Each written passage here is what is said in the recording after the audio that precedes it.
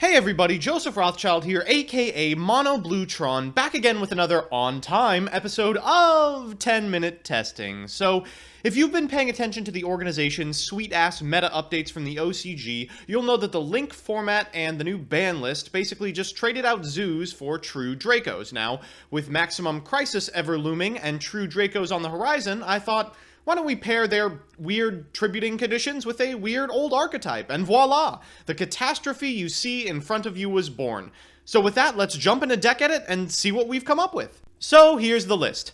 Now this is just about the jankiest piece of shit I've ever played on this show, but as always I will give you a little overview of the deck, a discussion of what I hope the list can do, and as always the card by card. So, first, for those of you that don't know, True Dracos and True Kings are a bunch of cards that, unfortunately, you're going to have to get really familiar with really soon.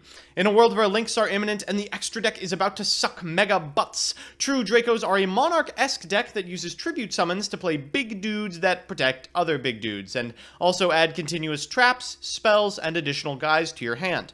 Now the trick here is that True Dracos can also tribute continuous traps and continuous spells in order to pay for their tribute costs. You may be seeing where this is going.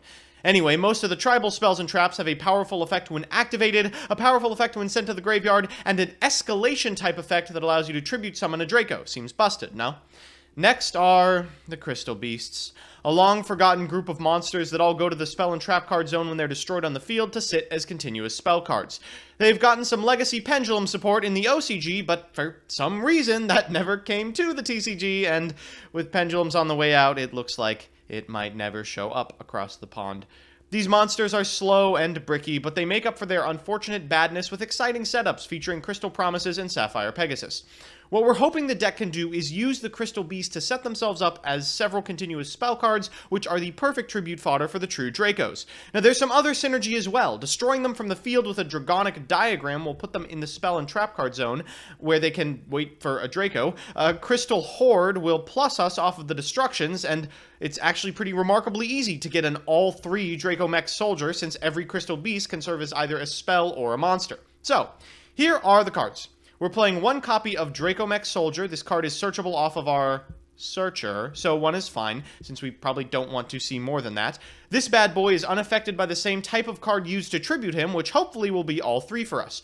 We can also summon him with no protection to bait out our opponent into destroying him, then snag a Crystal Wing from our extra deck off of his death.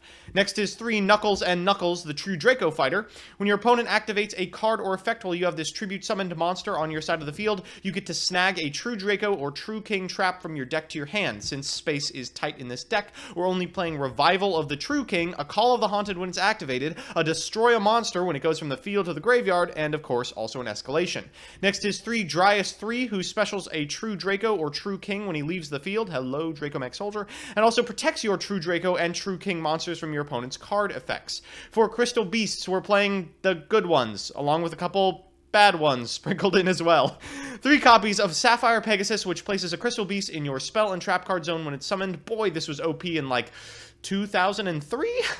3 copies of Amber Mammoth, which I don't know, he redirects attacks or something. Come on, give me a break. He's a 4-star one.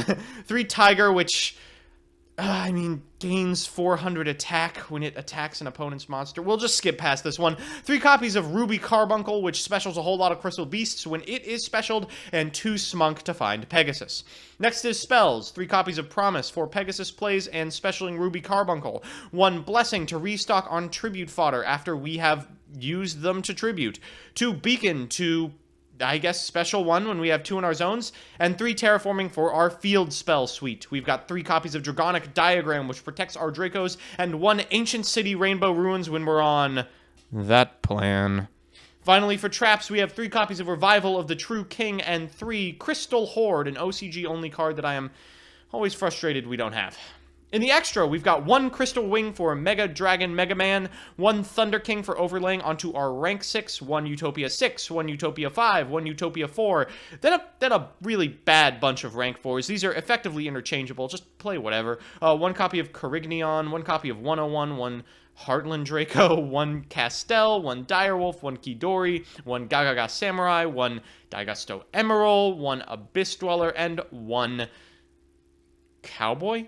With that, let's jump into the games. So our first matchup is up against Monarch. You can see this guy has, first of all, opened the greatest Monarch duo in history, but second of all, also taken my advice and jammed a whole shitload of Thestaloses into the deck. Unfortunately, a big part of Monarch is sequencing, which I think he messes up here. We've opened okay. We have a copy of Sapphire Pegasus, which is slow, but at the very least sets us up for a turn 2 tribute summon. Maybe we can do a little bit better. Our opponent is going to go first, and I expect to see a Pantheism, but immediately he Adias into Adios. I think I would have done this differently. Pantheisming first allows him to get the Pantheism once again off of Adia. Afterwards, he's going to make the Solos, take my Terraforming, which shuts off my Summoner Monk, and the better play of get Draco Diagram. He's going to go ahead and banish Adios for Adia right now. That telegraphs he has another Adios in hand to me. And then activate a Pantheism, then banish the Pantheism to special summon the Prime Monarch. I don't know about that one. I think Domain is better in almost every instance. So we're going to go ahead and start by opening Broken. We get this Pegasus, and then, oh wait, we can get another Pegasus with this amazing card, Crystal Promise. Afterwards, we'll go into Kidori, shuffle this set card back in, and then use Sapphire Pegasus to send this Thestalos back to his deck. Because Thestalos is the only Monarch I've seen, and because I know Monarch has a problem with drawing big dudes, I'm imagining that this is my easiest out. If I can prevent them from drawing big guys for the rest of the game, maybe I'll win. I'm going to destroy this Idea, which is less than ideal, but still probably better than doing nothing.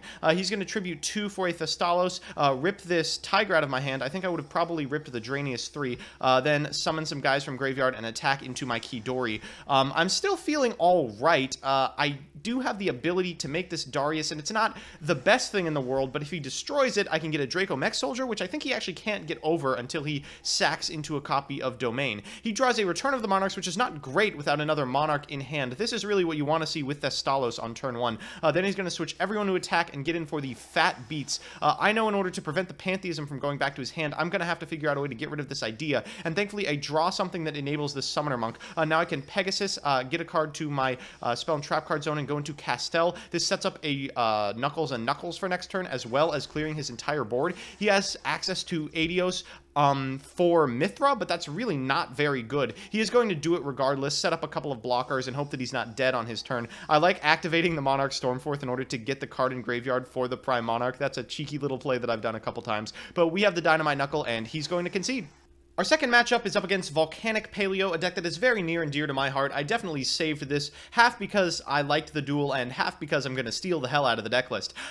We've opened, not particularly good for Crystal Beast, but pretty good for True Dracos, so maybe we'll just masquerade as that deck. One of the things you'll see in this game is that True Dracos actually have a lot of game against Paleos, which is why I think it kind of acts almost as a natural counter to the deck. We're going to go ahead and, unfortunately, go second. So he's going to duality, get himself a Pacaya, then set 2 Pacaya and end his turn. I think I liked setting the Oleanades with the Pacaya in hand. It's a little greedy to expect to activate 2 Pacayas in one game.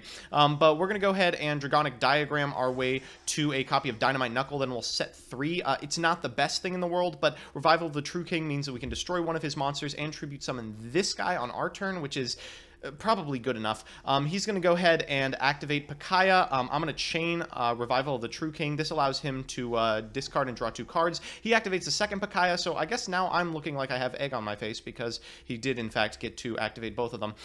In response to this, I'm going to go ahead and Revival of the True Kings because I want this chain to resolve in a way that I get to remove the Pacaya from the board. I do, in fact, get to do so. Once this chain's over, Revival of the True King starts a new chain and destroys Pacaya, and since it's not a monster effect, it does actually get destroyed. We're going to flip up Tiger and it actually just tribute summon for Dynamite Knuckle, the True Draco fighter, and this is just great. I mean, my cards really can't be affected by his, and that's pretty important in this matchup. He finds the Blaze Accelerator reload, and you can see he has a Scattershot in hand, but it's not even that particularly good, just because I have a copy of Dryas 3 on board, which means that my Dynamite Knuckle is going to survive, and after Dryas 3 dies, instead of getting True Draco Sojourner, I'm like, let's just get another Dryas 3 and get his effect again. I mean, that's the important one, right? So we're just gonna go ahead and attack in for exact lethal. Our third match is up against a really fun deck. I mean, I don't really know how to describe it. I guess lawn mowing with a question mark is the best way to do so. He has a bunch of snows, a bunch of clown blade stuff, Shadals, Necro faces.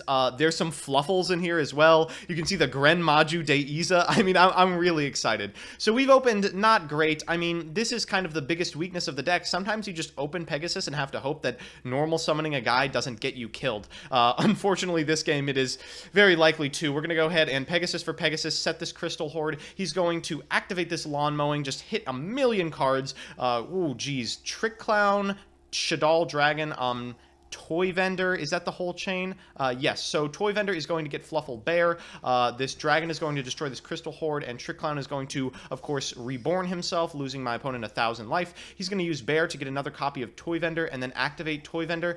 He's going to send the Snow, which is a great way to get it out of your hand. I really like it. And then immediately afterwards, special the Hat Tricker in order to go into a Minerva. The Minerva is going to mill 3, one of which is a Snow, which is pretty excellent, I believe. Then he's going to banish 7 for a Snow.